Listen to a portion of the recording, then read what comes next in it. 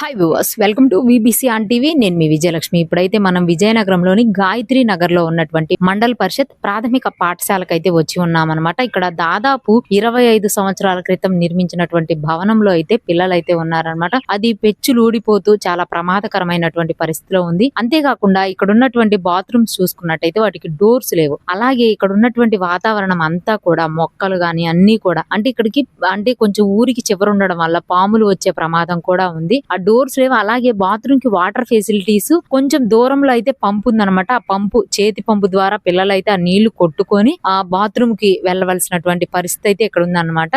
ఇవి కూడా ఎవరో ఒకరు కొంత మేరకు చెయ్యాలి కాబట్టి ఇక్కడ ఉన్నటువంటి వంట మనుషులు వాళ్ళు అయితే చేస్తూ ఉన్నారు.